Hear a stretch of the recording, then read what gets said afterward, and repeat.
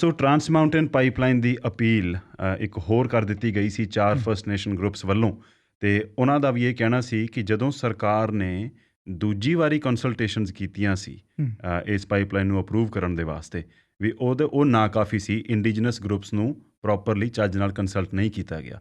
ਇਸੇ ਵਿਸ਼ੇ 'ਤੇ ਪਹਿਲਾਂ ਵੀ ਮੁਕੱਦਮੇ ਹੁੰਦੇ ਰਹੇ ਨੇ ਅਤੇ ਉਹ ਮੁਕੱਦਮੇ ਕਿਸੇ ਲੇਖੇ ਲੱਗੇ ਨਹੀਂ ਸੀ, ਅਤੇ ਅੱਜ ਵੀ ਸੁਪਰੀਮ ਕੋਰਟ ਨੇ ਜਿਹੜਾ ਫੈਸਲਾ ਹੈ ਇਸੇ ਪਾਸੇ ਨੂੰ ਦਿੱਤਾ। ਵਿਜੇ, ਟਰਾਂਸ ਮਾਊਂਟੇਨ ਪ੍ਰੋਜੈਕਟ ਦੇ ਲਈ ਇਹ ਲਗਾਤਾਰ ਤੀਜੀ ਜਿੱਤ ਹੈ ਇਸ ਸਾਲ। ਜਨਵਰੀ ਦੇ ਵਿੱਚ ਪਹਿਲਾਂ ਜਦੋਂ BC ਦੀ ਸਰਕਾਰ ਨੇ ਕਿਹਾ ਸੀ ਕਿ ਸਾਨੂੰ ਇਹ ਰਾਈਟ ਦਿੱਤਾ ਜਾਵੇ ਕਿ ਅਸੀਂ ਡਿਸਾਈਡ ਕਰੀਏ ਕਿ ਇਸ ਪਾਈਪਲਾਈਨ ਦੇ ਵਿੱਚ ਕਿਸ ਤਰ੍ਹਾਂ ਦਾ ਤੇਲ ਫਲੋ ਕਰੇਗਾ। ਹਾਂ, ਤੇ ਹੈਵੀ ਆਇਲਸ ਉਹ ਕਹਿੰਦੇ ਸੀ ਕਿ ਨਾ ਫਲੋ ਕਰਨ। ਹਾਂ, ਜੇ ਹੈਵੀ ਆਇਲ ਫਲੋ ਨਹੀਂ ਕਰਾਉਣਾ ਤੇ ਉਹ ਆਪਾਂ ਉਦੋਂ ਗੱਲ ਕੀਤੀ ਵੀ ਸਰੋਂ ਦਾ ਤੇਲ ਪਾ ਕੇ ਤਾਂ ਭੇਜਣਾ ਨਹੀਂ। ਤੇ ਉਹ ਵੀ BC ਸਰਕਾਰ ਦੇ ਖਿਲਾਫ ਗਿਆ ਸੀ, ਟਰਾਂਸ ਮਾਊਂਟੇਨ ਦੇ ਹੱਕ ਵਿੱਚ ਗਿਆ ਸੀ ਫੈਸਲਾ। ਤੇ ਉਸ ਤੋਂ ਬਾਅਦ ਮਾਰਚ ਵਿੱਚ ਸੁਪਰੀਮ ਕੋਰਟ ਆਫ ਕੈਨੇਡਾ ਨੇ ਡਿਸਾਈਡ ਕੀਤਾ ਸੀ ਕਿ ਐਨਵਾਇਰਨਮੈਂਟ ਤੇ ਇੰਡੀਜਨਸ ਗਰੁੱਪਸ ਵੱਲੋਂ ਜਿਹੜਾ BC ਦੇ ਕਾਫੀ ਸਾਰੇ ਗਰੁੱਪ ਸੀਗੇ ਉਹਨਾਂ ਨੇ ਅਪੀਲ ਕੀਤੀ ਸੀ, 5 ਗਰੁੱਪ ਸੀ। ਹਾਂ, ਤੇ ਉਹਨਾਂ ਦੇ ਖਿਲਾਫ ਫੈਸਲਾ ਸੁਣਾਇਆ ਸੀ BC supreme court of Canada ਨੇ। ਜੀ, ਉਦੋਂ ਵੀ ਇਹੀ ਸੀ ਵੀ ਅਸੀਂ ਅਪੀਲ ਨਹੀਂ ਸੁਣਨੀ। ਹਾਂ, ਇਸ ਕੇਸ ਦੀ ਸੁਣਵਾਈ ਨਹੀਂ ਹੋਏਗੀ। ਤੇ ਉਸ ਤੋਂ ਬਾਅਦ ਫਿਰ ਅਪ੍ਰੈਲ ਦੇ ਵਿੱਚ ਫਿਰ ਦੁਬਾਰਾ ਤੋਂ BC ਦੇ 4 ਇੰਡੀਜਨਸ ਗਰੁੱਪਸ ਨੇ ਕਿਹਾ ਸੀ ਕਿ ਅਸੀਂ ਅਪੀਲ ਦੁਬਾਰਾ ਕਰਾਂਗੇ। ਤੇ ਉਹ ਜਿਹੜੀ ਅਪੀਲ ਹੈ ਉਹਦਾ ਜਿਹੜਾ ਫੈਸਲਾ, ਮਤਲਬ ਅਪੀਲ ਹੋਏਗੀ ਕਿ ਨਹੀਂ ਜੀ, ਕਿ ਅਪੀਲ ਸਬਮਿਟ ਕੀਤੀ ਜਾਏਗੀ ਕਿ ਨਹੀਂ, ਕਿ ਲੀਵ ਟੂ ਅਪੀਲ ਕਿਹਾ ਜਾਂਦਾ ਇਹਨੂੰ, ਉਹਦੇ 'ਤੇ ਫੈਸਲਾ ਅੱਜ ਹੁਣ ਸੁਣਾਇਆ ਹੈਗਾ। ਅਤੇ ਉਹਦੇ ਵਿੱਚ ਵੀ ਕਹਿ ਦਿੱਤਾ ਹੁਣ ਸੁਪਰੀਮ ਕੋਰਟ ਨੇ ਹੀ ਕਿਹਾ ਵੀ ਅਸੀਂ ਇਸ ਅਪੀਲ ਨੂੰ ਠੁਕਰਾ ਦੇ ਰਹੇ ਹਾਂ, ਇਹਨੂੰ ਐਡਮਿਟ ਨਹੀਂ ਕੀਤਾ ਜਾਏਗਾ ਅਤੇ ਹੁਣ ਕੋਈ ਸੁਣਵਾਈ ਨਹੀਂ ਹੋਣੀ। ਸੋ ਹੁਣ ਸਾਰੇ ਜਿਹੜੇ ਅਪੀਲ ਦੇ ਦਰਵਾਜ਼ੇ ਜਿਹੜੇ ਹੈਗੇ ਆ ਇਸ ਪ੍ਰੋਜੈਕਟ ਦੇ ਖਿਲਾਫ ਉਹ ਬੰਦ ਹੋ ਗਏ ਹੁਣ। ਆਲਰੇਡੀ ਪ੍ਰੋਜੈਕਟ ਦੀ ਕੰਸਟਰਕਸ਼ਨ ਆ ਜਿਹੜੀ ਵਾਸੂ ਐਕਸਪੈਂਸ਼ਨ ਦੀ ਉਹ ਚੱਲਦੀ ਪਈ ਹੈ। ਕੈਮਲੂਪਸ ਦੇ ਪਾਸੇ ਹਜ਼ਾਰਾਂ ਦੀ ਗਿਣਤੀ ਵਿੱਚ ਜਿਹੜੇ ਵਰਕਰਸ ਨੇ they are already working on it. ਅਤੇ ਜਦੋਂ ਸਗੋਂ COVID-19 ਇੱਕਦਮ ਜ਼ਿਆਦਾ ਫੈਲ ਗਿਆ ਸੀ, ਥੋੜ੍ਹੀ ਦੇਰ ਵਾਸਤੇ ਕੰਮ ਉਹਦੇ ਕਰਕੇ ਰੋਕ ਦਿੱਤਾ ਗਿਆ ਸੀ, ਪਰ ਅਦਰਵਾਈਜ਼ ਕੰਸਟਰਕਸ਼ਨ ਦਾ ਕੰਮ ਇਸ ਵੇਲੇ ਜਾਰੀ ਹੈ, ਚੱਲਦਾ ਪਿਆ। ਅਤੇ ਸਰਕਾਰ ਨੂੰ ਇਹ ਪਾਈਪਲਾਈਨ ਖਰੀਦਣੀ ਪੈ ਗਈ। ਪਤਾ ਹੈ ਲੋਕਾਂ ਨੂੰ ਕਿ ਕਿੰਨੇ ਜ਼ਿਆਦਾ ਵਿਵਾਦਾਂ ਦੇ ਵਿੱਚ ਇਹ ਪਾਈਪਲਾਈਨ ਪਈ ਰਹੀ।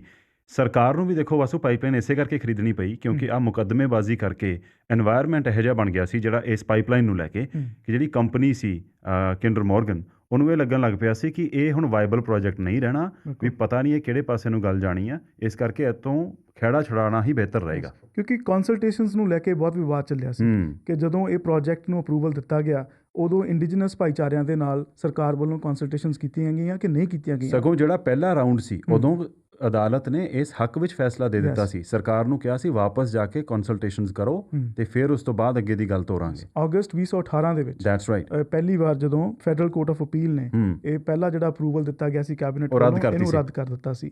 ਉਸ ਤੋਂ ਬਾਅਦ ਫਿਰ ਸੈਕਿੰਡ ਕੰਸਲਟੇਸ਼ਨਸ ਦਾ ਦੌਰ ਚੱਲਿਆ ਤੇ ਅਗਲੇ ਸਾਲ ਫਿਰ ਜੁਲਾਈ ਦੇ ਵਿੱਚ ਜਾ ਕੇ ਦੁਬਾਰਾ ਕੈਬਨਿਟ ਨੇ ਜੋ ਅਪਰੂਵ ਕੀਤਾ ਤੇ ਉਹਦੇ ਖਿਲਾਫ ਫਿਰ ਦੁਬਾਰਾ ਅਪੀਲ ਹੋਈ ਤੇ ਉਹ ਫਿਰ ਜਦੋਂ ਇਸ ਸਾਲ ਹੁਣ ਫਿਰ ਰੱਦ ਕੀਤੀਆਂ ਗਈਆਂ ਅਪੀਲਾਂ। ਉਹਨਾਂ ਨੇ ਕਿਹਾ ਕਿ ਹੁਣ ਜਿਹੜਾ ਦੂਜਾ ਦੌਰ ਹੋਇਆ ਕੰਸਲਟੇਸ਼ਨਸ ਦਾ ਉਹ ਕਾਫੀ ਸੀ। ਹੁਣ ਅਲਟੀਮੇਟਲੀ ਹੋਣਾ ਪਤਾ ਕੀ ਹੈ, ਜਦੋਂ ਦੇਖੋ ਤੁਸੀਂ ਕਿਸੇ ਵੀ ਸਿਚੁਏਸ਼ਨ 'ਚੋਂ ਗੁਜ਼ਰ ਰਹੇ ਹੁੰਦੇ ਹੋ ਉਦੋਂ ਨਹੀਂ ਪਤਾ ਹੁੰਦਾ ਕਿ ਇਹਦਾ ਅਲਟੀਮੇਟ ਸਿੱਟਾ ਕੀ ਨਿਕਲਣਾ।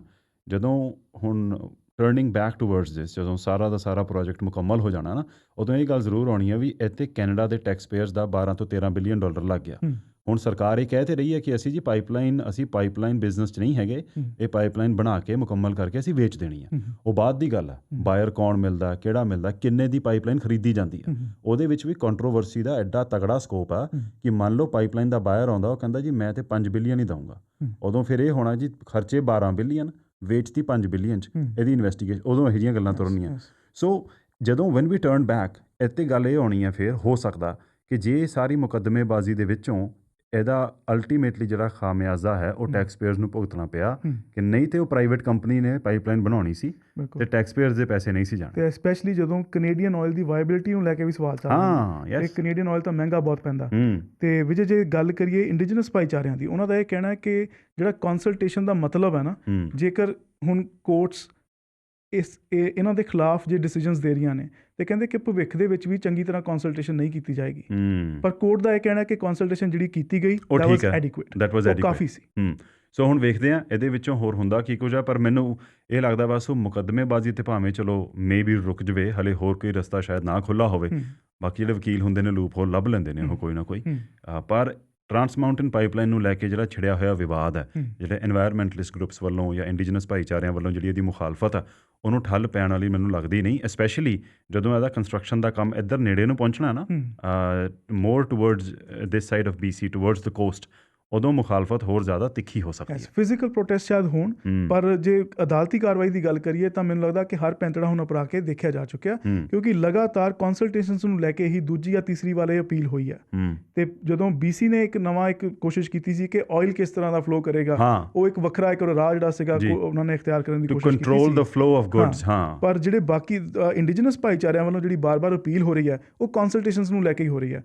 ਤੇ ਜਦੋਂ ਹੁਣ ਸੁਪਰੀਮ ਕੋਰਟ ਆਫ ਕੈਨੇਡਾ ਨੇ, ਕੋਰਟ ਆਫ ਅਪੀਲ ਨੇ ਦੁਬਾਰਾ ਇਹ ਕਹਿ ਦਿੱਤਾ ਕਿ ਇਹ ਕੰਸਲਟੇਸ਼ਨਸ ਕਾਫੀ ਸਨ, ਤੇ ਹੁਣ ਮੈਨੂੰ ਲੱਗਦਾ ਨਹੀਂ ਕੋਈ ਹੋਰ ਰਾਹ ਬਚਿਆ।